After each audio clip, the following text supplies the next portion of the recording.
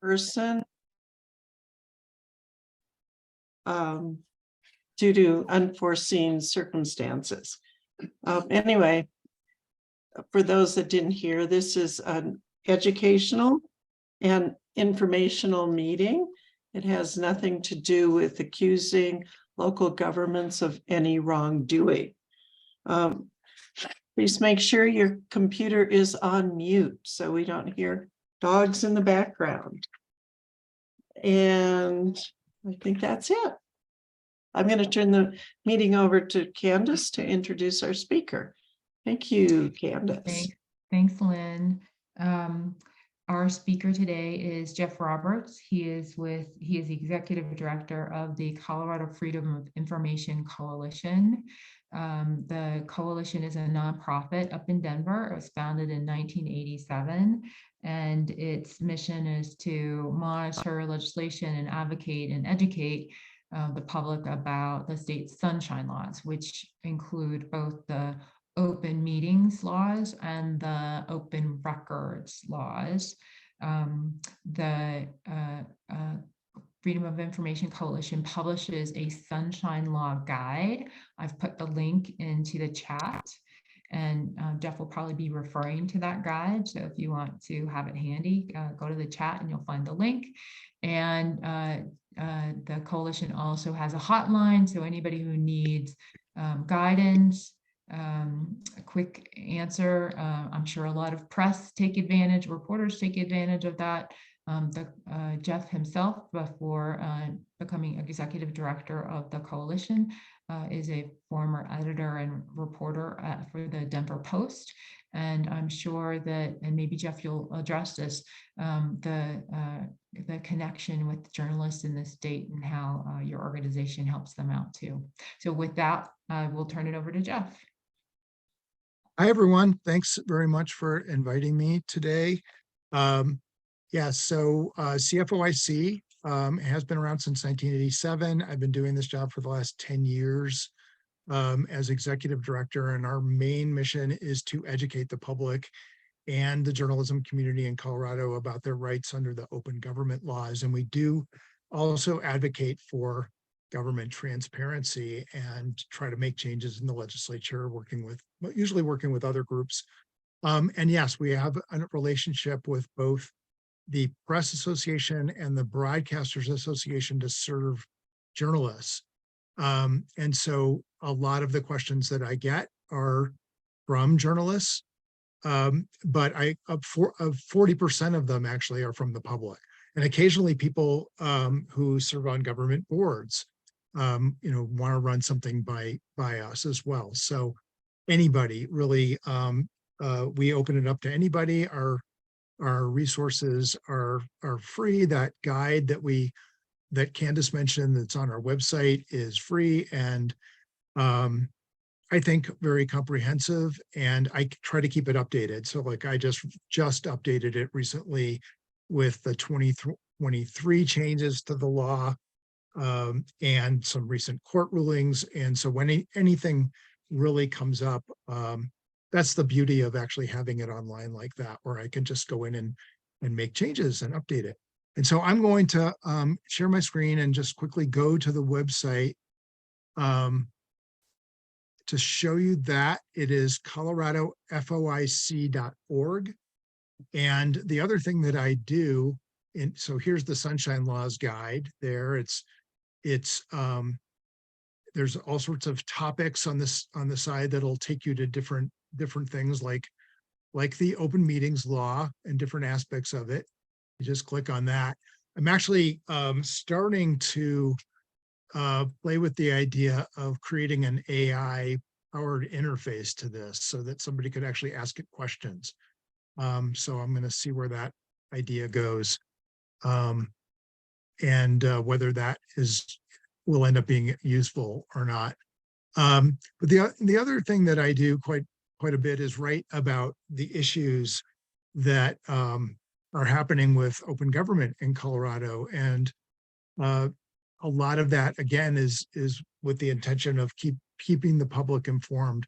Most of these articles that I write are really done in a journalistic, straightforward way. Sometimes there's a bit of advocacy in there because we are an advocacy organization, but the main goal is to educate. So with that, I am going to switch over to some slides and start my presentation. I just need to get to those. All right. So do you see those? Can you all see the slides that are on the screen now? Good. Okay, thanks. And since it's a small group, if you guys have questions as we go along, just ask me during the presentation because it is a small group, and I think that makes sense. So I first want to start with what these laws are, and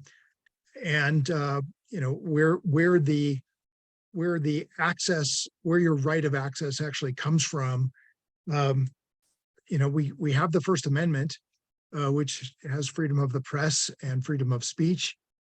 Nothing in there really about access to government records, but really the laws that provide that access all sort of stem from those rights in the First Amendment. And it's always been interesting to me since I started doing this job, how relatively new these laws are. Really since the 60s, do we have the laws that are on the books now? Before that, it was pretty haphazard about, what was covered and what was not covered. And it really started to coalesce, I think partly because of the Vietnam War. And that's when the Freedom of Information Act, the Federal Freedom of Information Act, was passed by Congress. A few years later, Colorado passed its what we now know as the Colorado Open Records Act, or CORA. And we have a separate Criminal Justice Records Act that was passed in the 70s.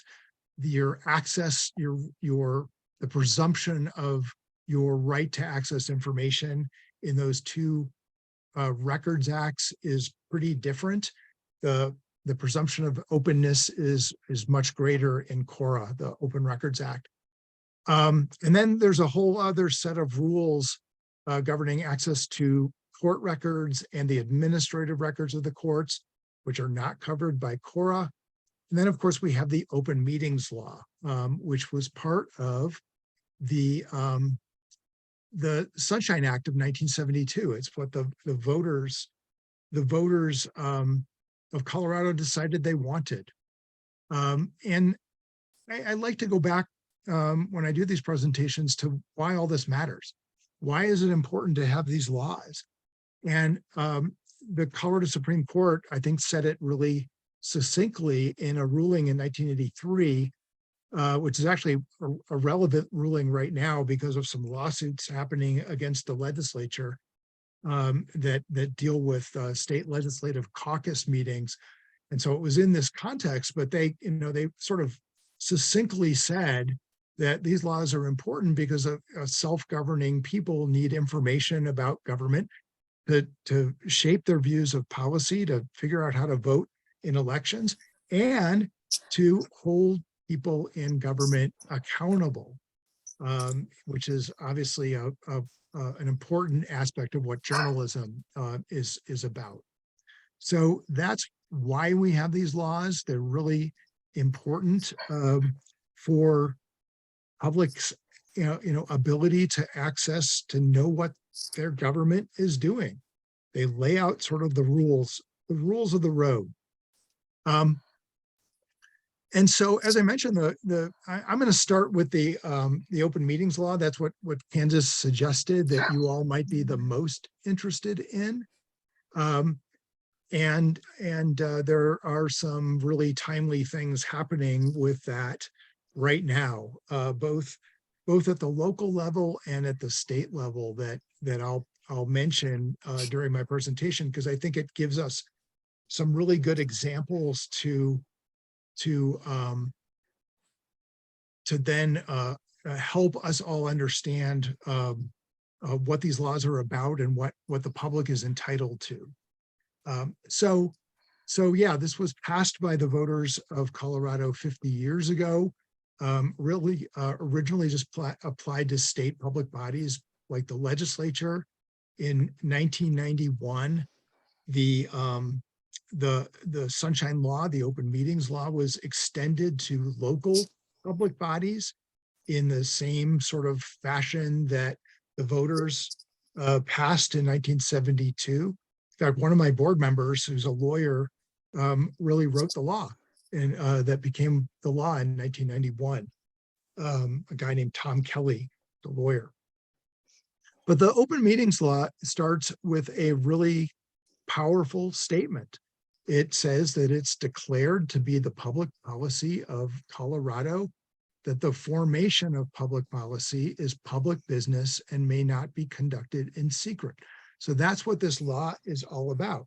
It's a really strong statement, and it says it's a matter of statewide concern, essentially. So not every local government, every local public body can't just go do it their own way. They have to think about it in terms of what the state law says, because the law says it's a matter of statewide concern. So what are we talking about when we're talking about open meetings?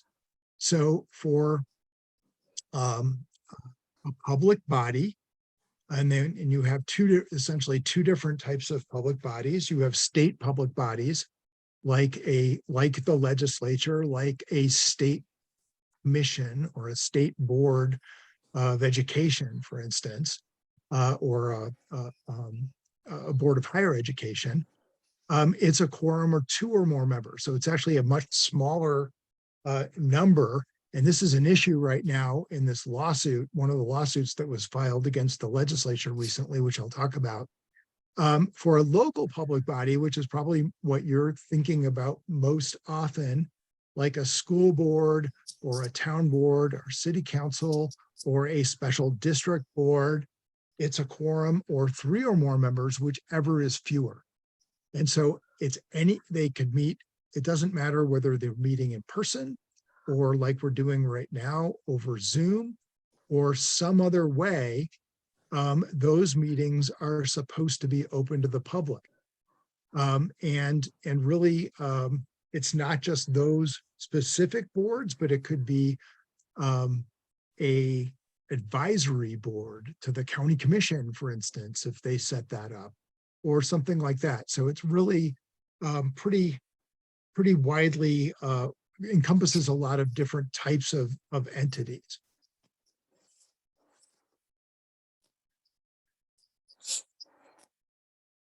And then, so is it any public meeting?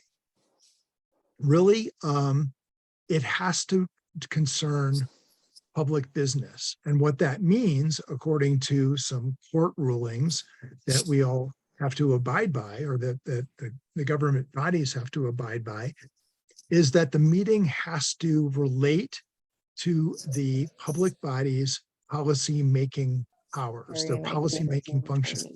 So 3 members of a school board going out to dinner and talking about their kids, talking about the Broncos, whatever, that is not a public meeting that the public has to be notified about. If they talk about something related to the public business that they have control over, they have powers over, then yes, it does need to be notified. The public does need to be notified about that. Sometimes there are other circumstances, like the county commission might be getting briefed by the sheriff on a particular crime that happened.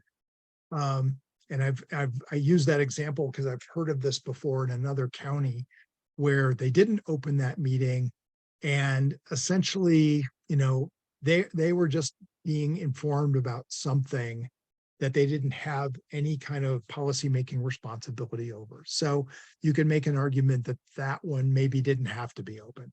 But most of the time, they're meeting for a reason that has to do with their policymaking responsibilities. And that's essentially what it comes down to. So for meetings that are supposed to be open to the public, there must be full and timely notice to the public. And for a local public body, that means at least 24 hours prior to the meeting. I wish there was more of a straightforward law that's now says this has to be posted on the internet, because that's how everybody gets their information now. That at the moment is kind of optional still. And I think that that is something that they could make more direct, that it has to be posted that way in a manner that everybody can see it. Maybe even using social media, whatever, any means that they have at their disposal to do that. And then that agenda information that they put out there must be as specific as they can make it. So what the law actually says is that the notice shall include specific agenda information where possible. And there's been a court ruling about that. What does that mean? And what I think it was I can't remember if it was the Court of Appeals or the Supreme Court of Colorado, basically came down and said that that's a pretty flexible standard, but the notice has to be actually, reasonably related to what they end up talking about at that meeting. So, you can't, if you're going to have something come up, you can't be vague about it on the agenda. And I'll have an example about that in a moment. And then for state public bodies, minutes have to be taken. And for local public bodies, minutes are required at which the adoption of any policy could occur. So if it's just a work session, which they're often called, where they're not going to do any kind of adoption of policy. Sometimes minutes are not taken of those meetings, and the law allows that. So here's an example, a pretty recent example of a school board violating the law. And I say that because a judge found that happened by being extremely vague on the notice that they put out to the public. This was the Woodland Park School Board that had a contentious issue involving a charter school or a school that wanted to be part of the school district. And so they listed this on the agenda under a heading called board housekeeping. And hardly, how would you know that charter school was going to be considered by the board if you were, interested in the school board meeting and you saw it just board housekeeping? You wouldn't know that was coming up. So this actually, somebody sued over this. And this is now in the Court of Appeals because the school district didn't think they did anything wrong. And I think there's an issue over the attorney's fees in this case. But the judge ordered them to thereafter list agenda items clearly, honestly, and forthrightly. Those were his words. And hopefully they're doing that. The Woodland Park School District has been in the news quite a bit lately. NBC News nationally did a story about them because of a conservative takeover of the board. And most recently, there was a former employee who was banned from school board meetings, and the ACLU had to get involved.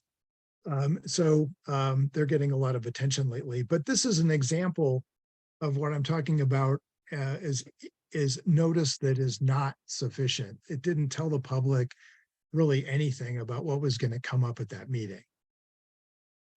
So that is also an issue, notice. in a major lawsuit, a very interesting, unusual lawsuit, that two members of the state house, two state representatives, filed recently against their own caucus. These are Democrats who sued their own caucus and the Republican caucus for violations of the open meetings law. And this is going to really create a lot of discussion. It could end up leading to some law changes. We'll see.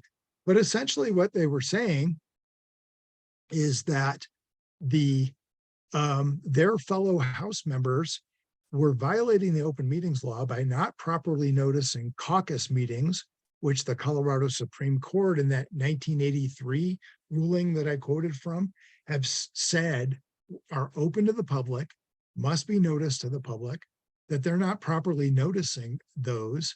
And they're actually were purposely hiding from the public and journalists when these things were supposed to take place by purposely keeping them off legislators' calendars. So this is going to be really interesting going forward, how this plays out. There are a lot of people in the legislature who think that aspect of the open meetings law that says two or more of them is an open meeting is unworkable.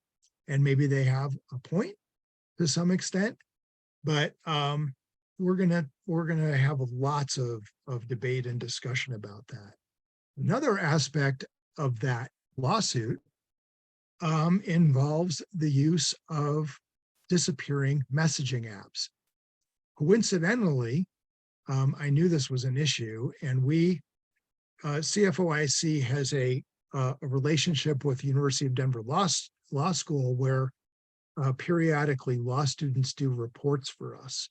And I had asked a law student in the spring to do a report on that very thing, public officials' use of disappearing messaging apps. So they're texting one another and the messages are set to self-destruct after they read them.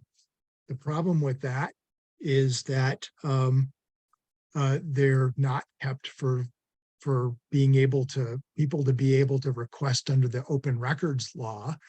And as this lawsuit points out, legislators and other public officials, this could be happening on a local level, might be violating the open meetings law by discussing public business this way, totally outside of public view. And so this is an example of technology kind of overtaking our laws, and something that we thought was worthy of bringing to people's attention. And I didn't know there was going to be a lawsuit about the very thing that we were having a law student look at. But we ended up putting out a report about a week or so after that lawsuit was filed. And that lawsuit is in its very early stages, and it's going to be really interesting to see what comes of that. Jeff, can I ask a question? Yeah. And do you think that the law doesn't already, as written, cover that record keeping requirement for those apps? Yes, I think it does. So, Yeah, okay. There's two different things. One is the Open Records Act, your ability to file a records request for the records of people, who are doing government activities, that disappears, that's gone. What the law student concluded is that if somebody sued over that issue, they would likely lose because the judge would say, well, the records don't exist. This actually happened in Missouri because there was the governor of Missouri, the former governor of Missouri, his office was using these disappearing messaging apps. Somebody sued, and that was the ruling, that it didn't affect the open meeting or the open records law because the records didn't exist. There are also records retention laws, and those are very weak in Colorado. We had another law student do a report for us in 2019 about that. So it's covered by that. It definitely, the use of these apps by public bodies, I believe, is a violation of the open meetings law. If three or more or two or more, depending on the type of public body, are doing it, I don't see how they could argue it's not.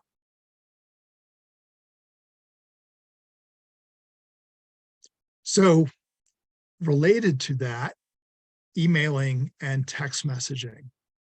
Members of both state and local public bodies, boards, commissions, school boards, they risk violating the open meetings law if they use email or text messaging to discuss public business, three or more of them for a local public body. And why is that the case? They're really inherently closed to the public because you can't attend that meeting. So years ago, a reporter for the Pueblo Chieftain made a Cora request for some emails that the Pueblo City Council was, he was interested in a particular topic. I think it was a waste disposal contract or something like that.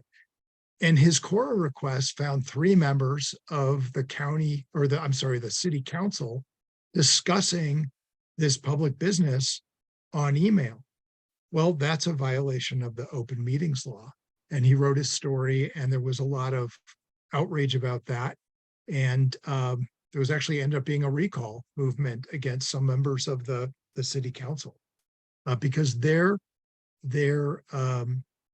conducting public business in what the open meetings law says is a meeting, but it's a meeting that the public is not invited to.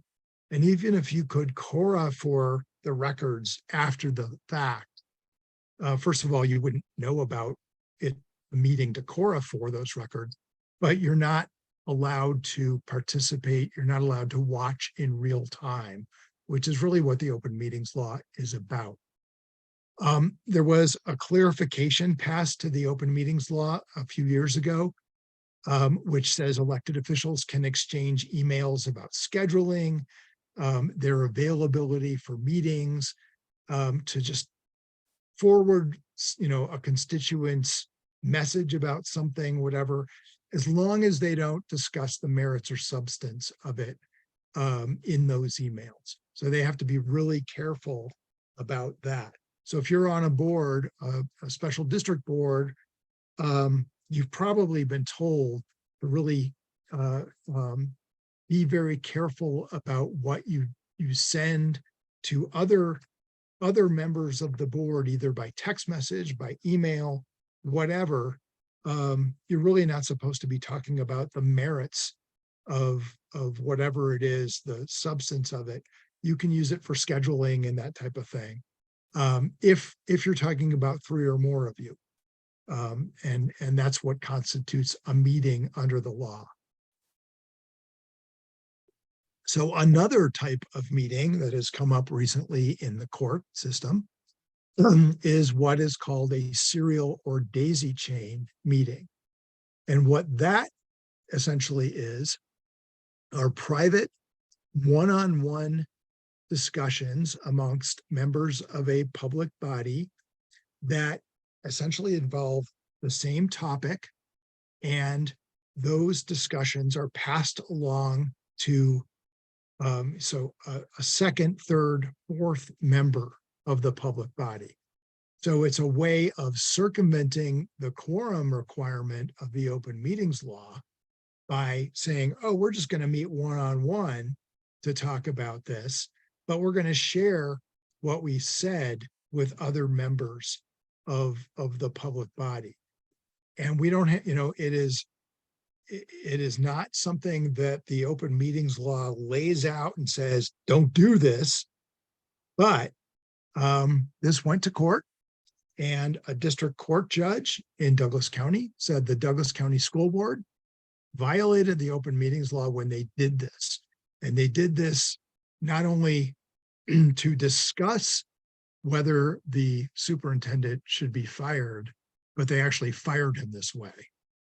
So 4 members of the Douglas County School Board met in a series of one-on-one meetings to decide that the superintendent should be fired.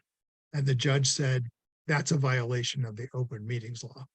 I was wondering if the school, for a while, it looked like the school board was going to appeal.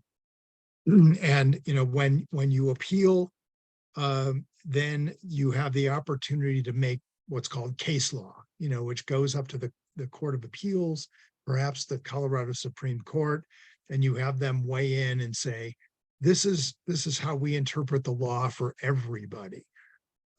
We only have a district court ruling now on serial or daisy chain meetings. And I wrote a blog about this, how that could be persuasive for other courts, but it's not a Court of Appeals ruling that everybody has to abide by. Our board president, who actually was the lawyer for the plaintiff in that Douglas County case, sort of explained what is meant by, I thought this was from a story that a newspaper did about the case, and I thought he explained it pretty well. What constitutes a serial meeting? They could be fine as long as 2 members of the board, their communications are not then shared in any way possible with a third or a fourth. And he was talking specifically about an injunction that the judge originally imposed on the Douglas County School Board. So we have had really recently, we've had these court cases where these interesting issues have come up, and there's yet another one I'll talk about in a few minutes. So the next thing to know about the open meetings law is when it is okay to close the door, when it's okay for them to meet in private to talk about certain authorized topics. So the open meetings law is specific for both state and local public bodies about the types of issues, the types of matters that they can close the door to the public on. So frequently personnel matters is one of them, when they're talking about the city manager, for instance, and whether the school superintendent, are they doing a good job? Or there's some real estate deal where if that information got out, it could affect the price of the property or something like that. There's certain things that are authorized in the law, and it's okay. It's pretty limited. Executive sessions have to be properly announced. This has to be done in a public meeting so that the public knows why their public body is going to close the door on them. And so they have to essentially do 3 things. They have to identify the provision in the open meetings law, the statutory provision that authorizes the closure of that meeting. Then they have to announce to the public the particular matter that they're going to be discussing behind closed doors in as much detail as possible without compromising the whole point of closing the door. And then of course they have to take a vote, go into that executive session. Those are the 3 things that have to happen. And it's amazing how many times I hear about public bodies not doing this. And now we also have some case law from the town of Basalt. This case went to the Court of Appeals, where they didn't really tell the public very much about what was going to be discussed in the executive session. And the Court of Appeals essentially says it has to be more than nothing. They have to give the public some idea, and it has to be more than just citing that statute. Some of the lawsuits that Matt Rohn has filed are around this issue. And he's done this in several jurisdictions around the state. And very recently, a big case in Denver involving the Denver School Board. They went into executive session the day after a shooting at East High School, which happens to be where my daughters attended, but a while ago. It's 2 miles from my house here in Denver. The next day, the school board goes into executive session to discuss the whole issue of putting school resource officers back in the high schools. But they just identified this executive session as by the statute, the statutory topics like we can talk about security related things or we can talk about a student behind closed doors. What they didn't tell the public is that they were going to discuss and then actually change the policy of the school district. They had not had armed guards in high schools, and they decided to reinstate armed guards in high schools behind closed doors in a 5-hour-long meeting. So as this was going on, I was getting questions from reporters about this meeting. They came out of the meeting, no discussion at all, and presented a new policy that they immediately voted on, which had to have been decided in this closed door meeting. There was no other way to explain it. And so the open meetings law requires that executive sessions be recorded, except for the portions that where an attorney is giving the board their advice. And so we knew there was a recording. There was very likely a recording of this executive session. So I advised a bunch of journalists to make FOIA requests for the recording. And that eventually led to a lawsuit, which they won. And that recording was released about 2-3 weeks ago. And it was very interesting, not only to the news organizations, but just the public in general, because this was a very contentious issue, continues to be a contentious issue about whether there should be armed police officers in our high schools. And so the fact that they were discussing and deciding this totally in private when it should have been done in public was something that was of a lot of interest to the community. So you're not just challenging an illegal executive session, or you're not just challenging it because you think it's illegal.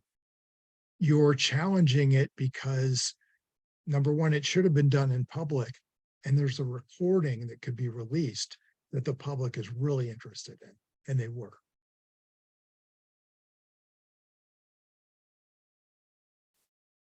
So yet another thing that is now the subject of litigation. And I should say that we don't sue anybody. CFOIC has not ever sued anyone. We don't have the resources to do that, for one thing. We do sometimes get involved in the Court of Appeals and submit amicus briefs, friend of the court briefs. But here's another one. So another lawsuit filed against the legislature. This one was filed by a conservative group about the legislature's use of what's called quadratic voting. And I got to say, we have criticized the legislature's use of this. And what it essentially is a secret ballot system, a way of ranking legislators' priorities for bills that affect the state budget. So, and they've been doing this for the last 3-4 years. It's they could do it anonymously at home. And it helps the legislature, helps the caucuses um, decide which of those bills that cost the budget money go forward and which ones end up dying.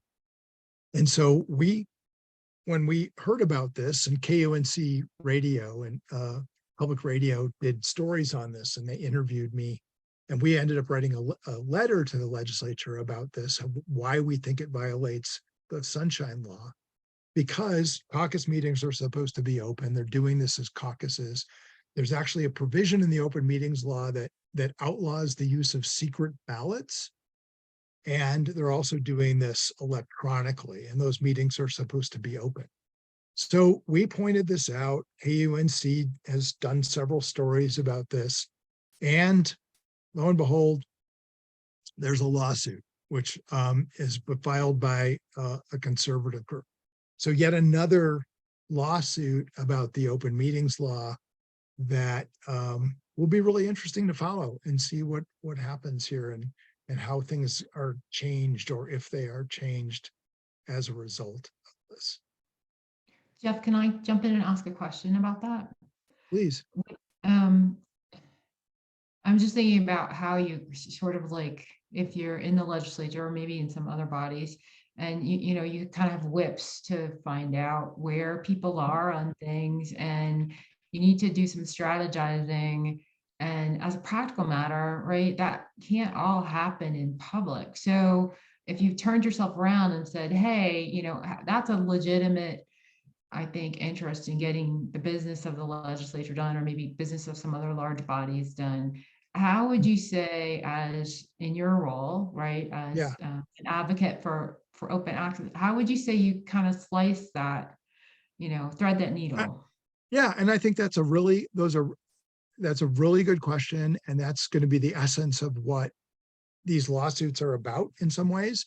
And even the plaintiffs in these lawsuits, one of them, Representative Bob Marshall, one of the reasons he brought the lawsuit is he thinks it's way too easy for them to violate the law. So should there be some sort of change? Should it be 2 or more, as the voters of Colorado said that they wanted 50 years ago? Or should there be something that, in his words, loosens it up a little bit? And I understand what you're saying, and I've had people point that out to me. I get that. I think these laws, even though we've had some lawsuits lately about this, the lawsuits are generally not all that common, despite what Matt Rohn is been doing a lot of. I think that these laws partially are there to serve as guardrails, not only so that the public knows what to look out for, but also for the public officials themselves to know that there are boundaries, to know that, okay, we need to be thinking about this. Maybe if there's 2 or 3 or 4 of us in the hallway at the Capitol talking about something, we don't have to think about it as much as when we're in a caucus and there's a lot of us and we're actually deciding policy, and the public doesn't know that we're doing that. I covered the State House for the Denver Post. This is a long time ago. I did it in the 80s and in 1990, the 1990 session. And I remember, you picked your battles. So you might see a bunch of people go into the speaker's office and you were like, oh, what's that about? Well, you could force your way in there if you thought it was a big enough deal that it was something you ought to be able to know about. So potentially there's a story there to tell the public about. But a lot of time you just let it go because they also kind of, that's the way it operates there. I saw the Sunshine Law violated in front of me sitting in a committee hearing this past legislative session. It was a Senate committee hearing on a bill, and they were having trouble figuring out how to amend this particular bill. And they did what they call a senatorial 5 minutes, right? Where they all got up and they walked out of the room and they met amongst themselves, and they came back in and they had figured out their amendment. Well, technically that should have been done in public. But you let them, you knew they were doing it and they felt like they needed to do it that way. And the public portion goes on. And so yeah, it's not a simple matter. As an advocate for government transparency, I try not to be an absolutist about it all, but I also know that these laws also create guardrails so that people can work within lines and think about the public's right to know as they're doing it. Because I hope that what your question is what's going to be discussed quite a bit in under the dome next session because of these lawsuits. What's the appropriate way? It just seems like in any deliberative body like that, any legislative body like that, where people have to come together and make agreements, you're going to have conversations. And if every one-on-one conversation is something that has to happen in public, that it just seems unlikely that you're going to be able to operate as a practical matter. So I do think that people need to. So where do you draw the line, I guess, is the question, right? If you let them do it all by disappearing messaging app, maybe some of them will just, be really careful with that, but then others might do everything that way. So what do you do? Yeah. Yeah, it's hard. Thank you for that, though. Yeah, no, it'll be interesting to see what the court thinks about it. Yeah. And maybe it won't get to the courts, or maybe it won't get to a ruling by the court, because I could see there being some sort of settlement here with that. And of course, a settlement might involve some proposed law changes. So it's going to be really interesting to watch. So I've just listed here what I've just been talking about, how various things can violate the law, various ways of conducting yourself as a public body potentially could violate the law. And we've had these interesting court rulings recently that kind of touch on all these things in some ways. What are the penalties for violating the Sunshine Law, the Open Meetings Law? There's not a lot. Like in the Denver school board case, a judge could release all or portions of an executive session recording. A judge could invalidate some action taken during an illegal meeting. They could enjoin the public body not to do it anymore.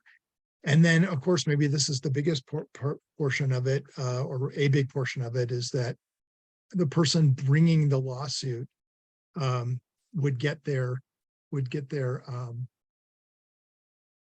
just popped up, would get their court costs and attorney's fees, which is an important element. Nobody is going to sue the government over a violation of any of our open government laws if they can't get their fees back, or what they've spent back, if they prevail. Otherwise, they're just not going to do it. We don't have a way in Colorado to appeal any of this stuff administratively. Some states do. There's a place you could go, or the AG's office or some other office where you can say, I think there's been a violation of the open records law or the open meetings law. Please look into this. We don't have that in Colorado. So you have to bring a lawsuit in order to enforce these laws. So where are we in time? Just we don't have much left, actually. But I'm going to go into Cora a little bit. Any other questions about the open meetings law before I go on? Okay. So we have these two public records laws, and I've talked about it a little bit because when you're going after an executive session recording, because you think there's an open meetings violation, you're actually using Cora to do that. But the open records law is also has a strong opening declarative statement. Basically says that it's the policy of the state that public records are open to the public unless there is some sort of exception that applies. So you can basically presume that the public records that you're requesting will be available to you unless there is something either in Cora itself, elsewhere in state law, or there's some judicial ruling that says no, you can't have these. And it's what's really important about that is that the government entity has to explain to you why the records are being withheld from you. They can't just say, oh, these are confidential. A public record could be anything that the government keeps for their exercise of government functions or involving the receipt or expenditure of public funds, anything that they make, maintain, or keep in those regards. And often these days it's the records are digital rather than paper. But it could be an email, it could be an audio, it could be a video, it could be a document, it could be anything that the government keeps. There is a pretty short time of response in Cora, 3 working days for records that are not readily available that can be extended. In practice, some governments let this go on even longer. People don't tend to sue over the response time because there's a cost involved in suing, and by the time you got your records, you might have already, the lawsuit takes a lot more time than they probably will respond to it. But you can always remind them of what the law says. And this is actually a big issue and will become an even bigger issue in Colorado. There is often a cost to obtain public records. Governments are allowed to charge for what's called research and retrieval. So after the first hour, excuse me, the time that they put in to pull the records, to review the records, to potentially redact the records, they can charge you for. And what the law says currently is that they can charge up to $33.58 an hour for that.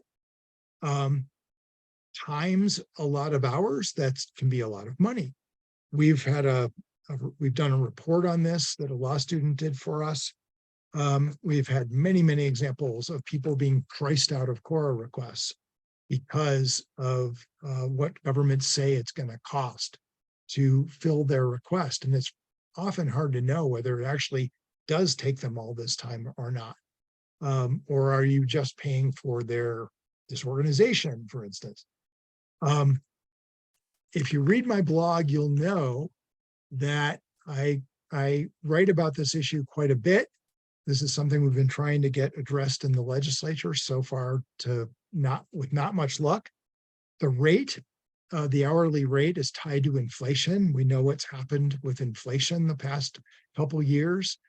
And the latest estimate that the Legislative Council gave me, they're the ones that recalculate this, and will recalculate it again on July 1st, 2024.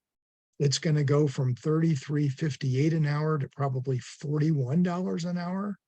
So you multiply that by 5, 10, 20 hours. that makes getting public records pretty expensive sometimes. So I am going to continue to try to make the legislature see that public records shouldn't be so expensive to obtain.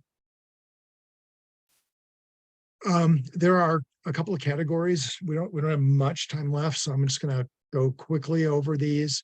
There is a section of Cora which says that there's certain types of records that governments have the discretion to withhold from you.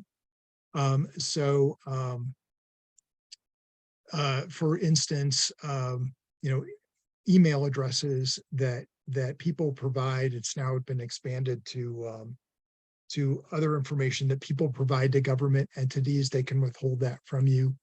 There are things like details of security procedures, which was put in after 9/11 to make sure that people weren't getting like things like the plans for the power plant or something like that. Occasionally, this is an example where the interpretation of these things sometimes is really out of whack.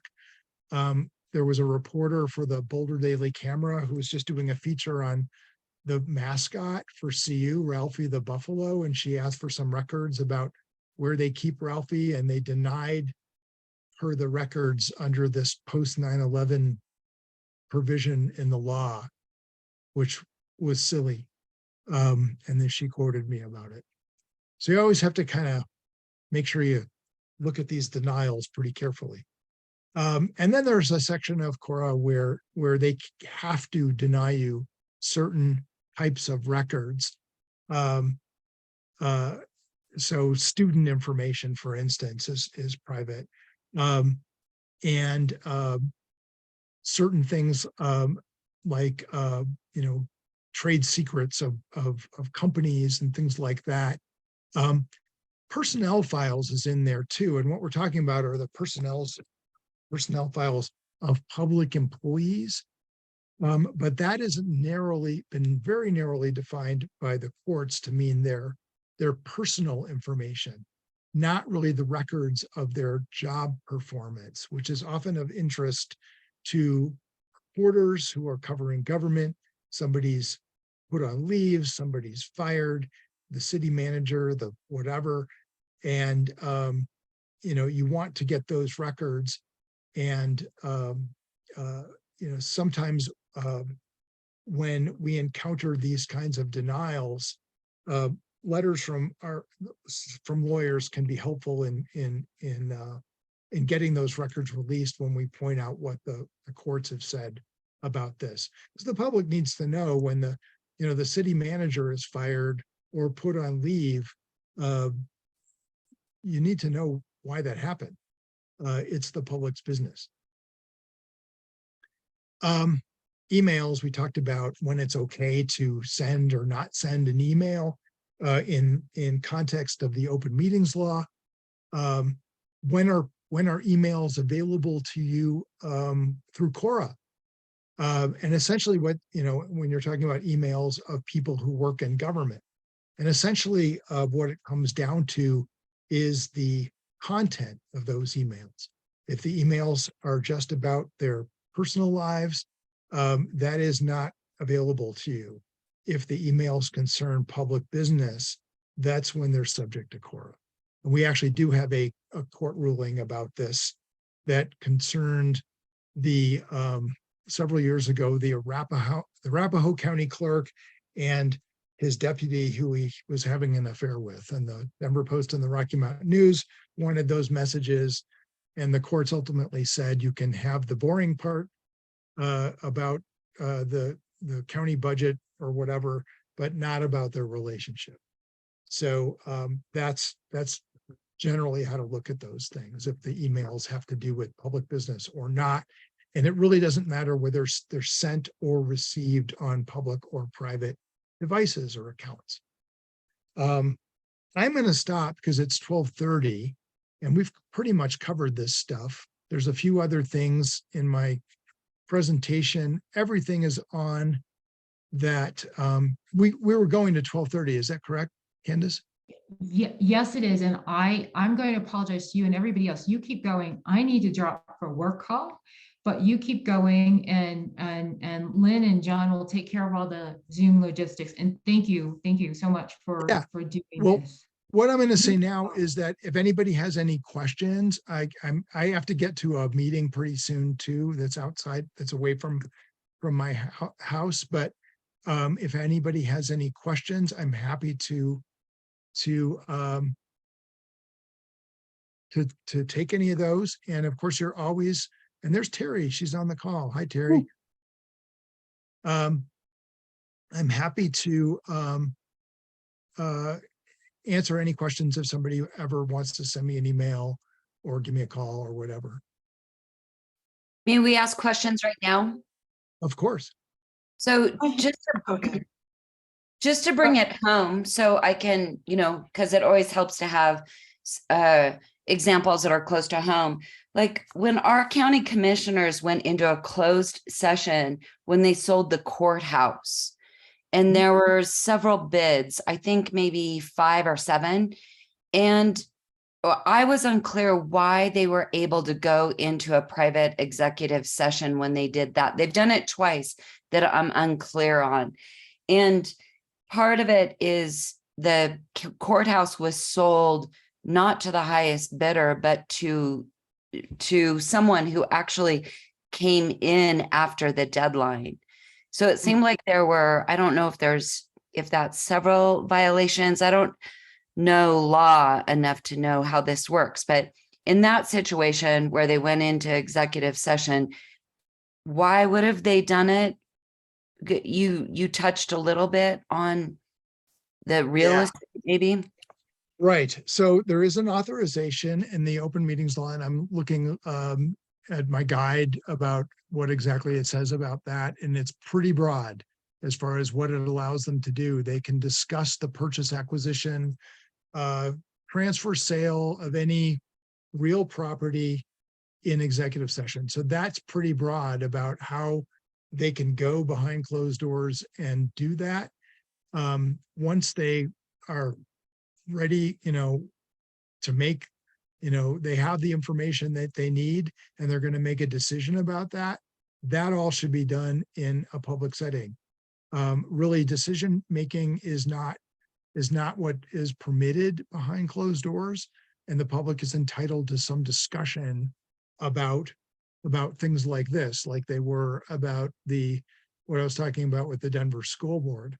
But because that authorization in the open meetings law kind of just lets them discuss these things behind closed doors, often they just take advantage of that. And to another question in regards to when they went behind a closed door, it was when they hired the county manager, and there was no open discussion around that. And they can do that again because it's employment. So once again, they can talk about personnel matters behind closed doors, but when they come out of that executive session, if they're making that decision to fire the county manager, that is a public discussion that should be had, and that's a public decision that should be had. They can talk about personnel matters. So the one exception to that is if the employee involved in that discussion can actually demand an open meeting. That's in the open meetings law. But if they don't demand an open meeting, that discussion can happen behind closed doors, but then a decision is supposed to happen in public. I have a question about advisory committees that the county or city has appointed. Do those committees have to meet in public as well? Or are they allowed to meet in private and then give recommendations to the governing board? Yeah, so it depends on how they're set up. If they're set up by the public body, Mhm. then what the law says about that is that it says open meetings law, this is again from our guide, covers all boards, committees, commissions, authorities, other advisory, policymaking, rulemaking, or formally constituted bodies. And really, we're talking about when a board or council or whatever appoints that advisory board. If it's the county administrator or the town manager that does it, then it's likely not covered by the open meetings law. But if it's the public body itself that does it, this has come up other times, and that's generally how to look at it. Okay, thank you. I'm going to honor your time and adjourn the meeting. I want to thank everyone who came. I'm sorry again that we could not have part of this meeting in public, but that's just the way it happened. Thank you so much, Jeff, for spending your time with us, and I'm glad we have your website, and we look forward to any more questions that Okay, people have. Thank you. thank you for inviting me, and I hope that was useful. It was Okay, great information. all right, bye.